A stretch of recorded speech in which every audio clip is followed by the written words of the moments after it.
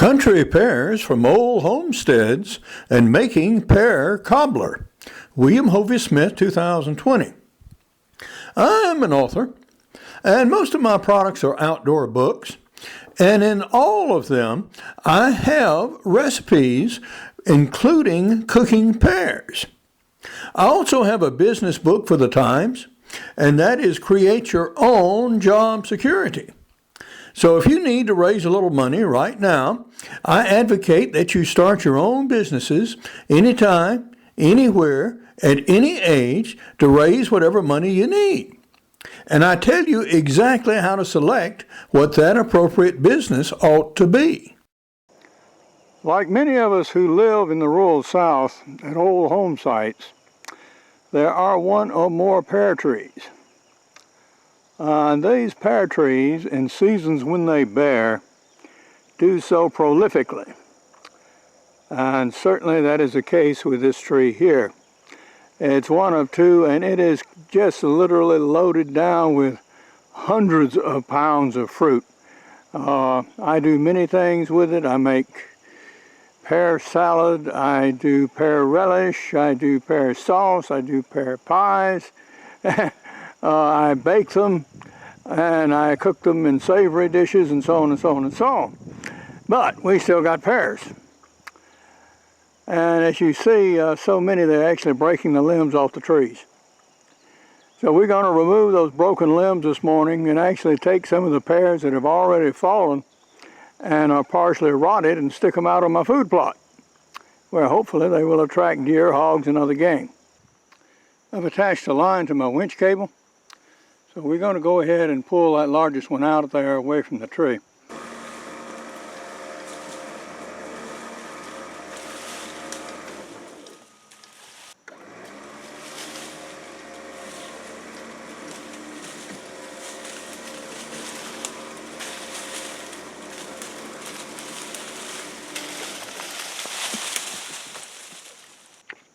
And now we're going to bring down the second limb.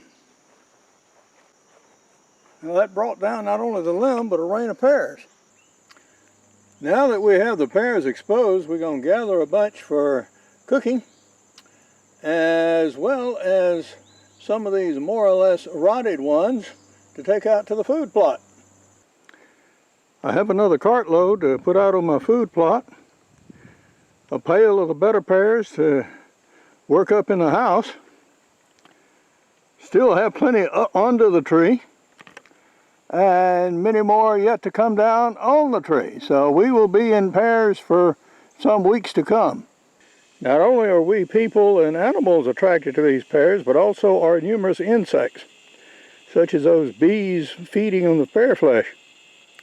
They also attract ants and various wasps. So if you are allergic to venom, be cautious when you start picking up these things. You might get one that's more live than you realize. We're dumping some out here in front of our tire stand and baiting up our deer. This was illegal in Georgia and not too terribly long ago. But with our abundant and increasing deer population, the regulations have been eased in the sense that the season has been lengthened, the means of taking has been expanded, and the ability to use bait has been added to the hunter's arsenal. So we need to reduce the deer population. So that's the reason for this. It's less about sportsmanship or hunting or anything else.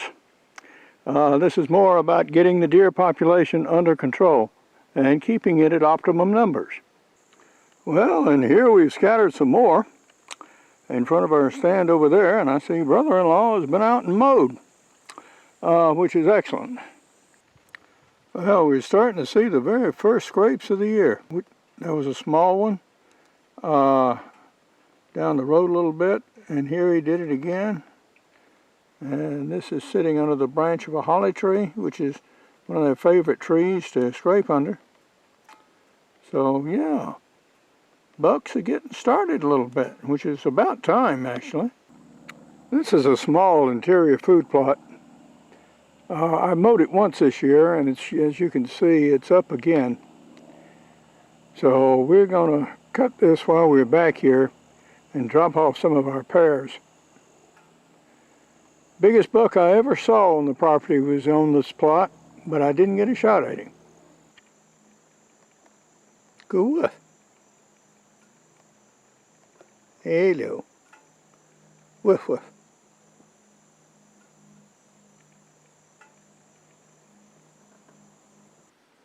There are many things that I have done with pears over the decades, including making pear sauce, pear wine, and a pear cobbler. So I'm going to do a pear cobbler for you. And we've got some flour here, some shortening, and most of the cobbler is going to contain this pear sauce. Now what this pear sauce is you take your pears like these and you peel them and you slice them up, then you boil them till they're soft, and while they're still hot place them in a large bowl, and you start off with a bucket of pears like this, and you add an entire stick of butter, a little salt, cinnamon, nutmeg, and mace, and mash it all up into a pear sauce after you've drained it as dry as you can get it. And then you have this product. So this is what we're going to use for the base. Now I like my cobbler to have a few crunchy pieces in it. And as these pears are about dead soft, I'm going to take these, peel them and boil them, but not to the point of being quite so soft. So when we cook the cobbler, yeah, we'll still have a little crunch. Well, like you won't in the usual apple pie. Well, these pears come from the real world. So in this case, what's happened? Yeah, a bird has picked at them a little bit, and the ants have got in them and ate a little bit, but no great harm done. The rest of the pear is nice and solid, so you just slice that part away, and you proceed. Now at this stage, the pears are about as soft as they get, and so you can peel them pretty readily. When they're absolutely green, I mean, this is tough. And I have previous videos where I've actually parboiled them to make them a little easier to peel. But these peel now, easier than say an Irish potato.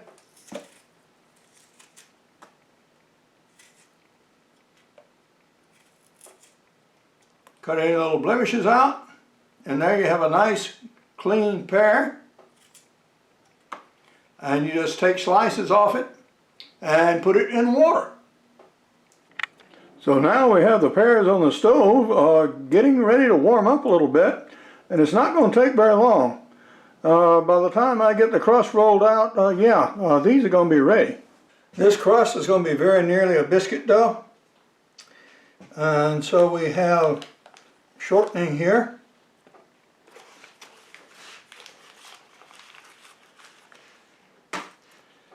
And unlike biscuits, we're going to add an egg.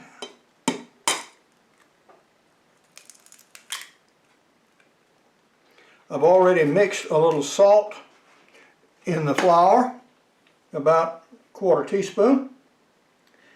And now some milk. Might get much to start with. It will take more. And we'll start with the mixing.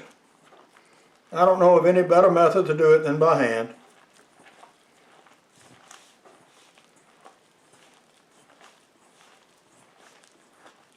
After all, you're going to cook this stuff at 400 degrees anyway, and a few germs from the hand are not going to hurt anything.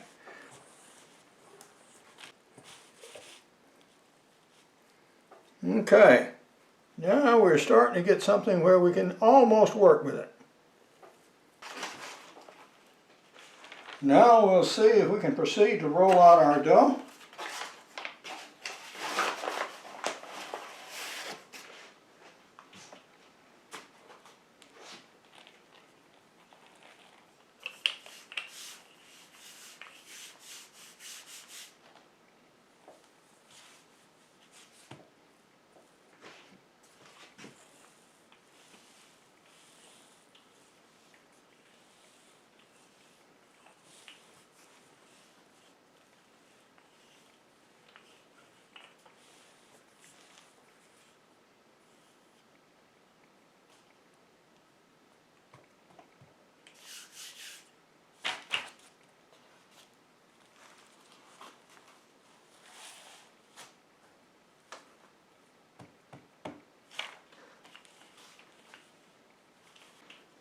we want to cut out a solid piece that will fit in this dish and come up on the sides. So we want to come up about this far, I think.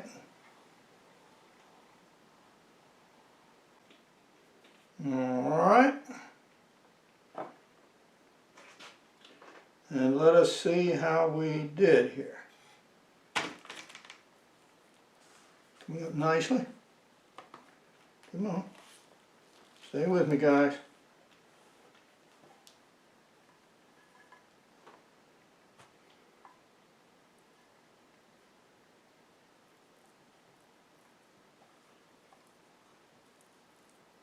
Nah, didn't lay it in there quite flat.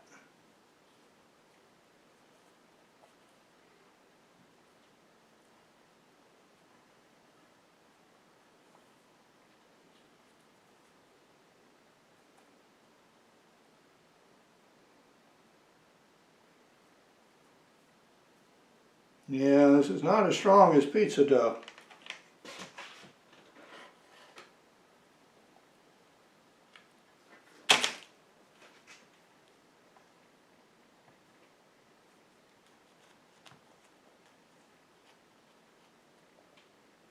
This will not be pretty, but only you and I will know.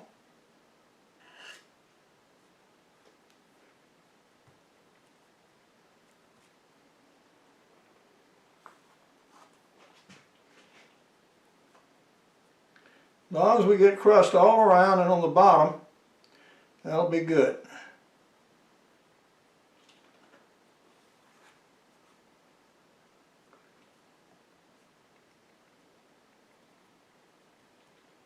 All right.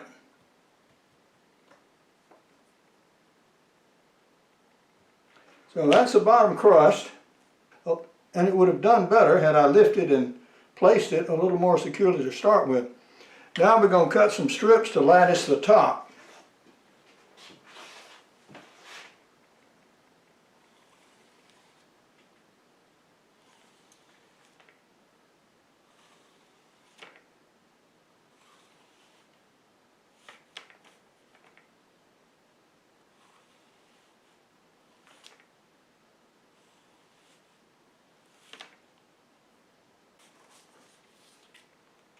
And incidentally, this is exactly the same way I do dumplings, except dumplings don't have the egg in it. All right, now that's ready. And we complete our work on the filling now. And we now have our pear sauce, which has been faithfully waiting. I'm going to add a little sweetener to it.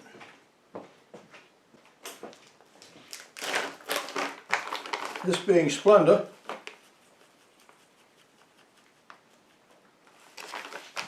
Now typically in a Southern cobbler, for this amount you would have added at least a cup of sugar, if not more.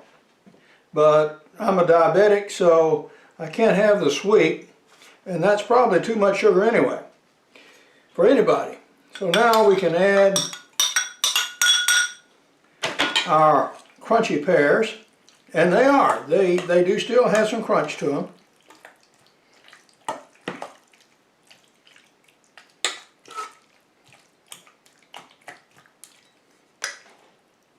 And proceed to layer this in our dish.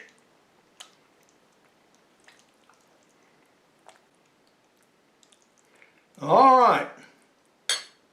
I should have added 2 eggs. So what do? We do a salvage job.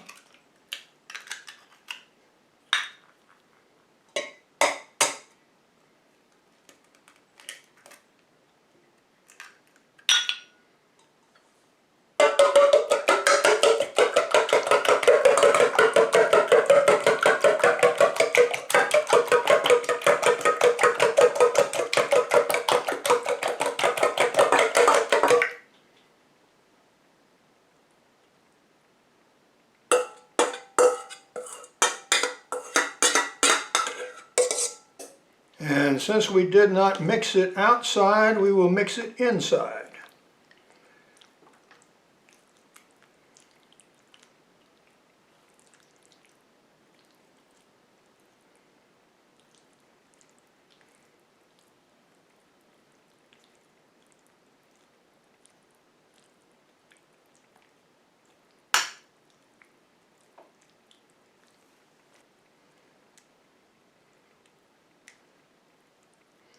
And as it turned out, that amount of filling almost exactly did what it needed to do.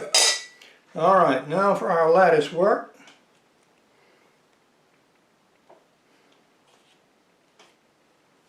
Lay in our strips.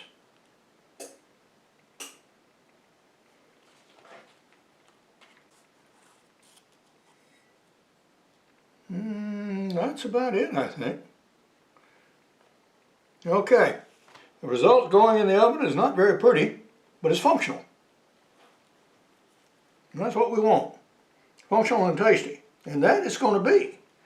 So, into the oven it goes at 400 degrees. Well, we now have our cobbler steaming hot out of the oven. And with a little cold milk poured over it, which is how I like it. And we shall see how it does.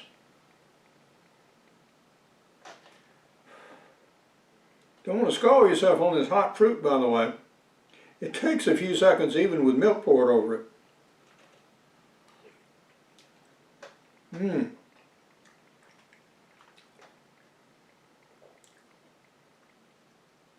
Now that is just right.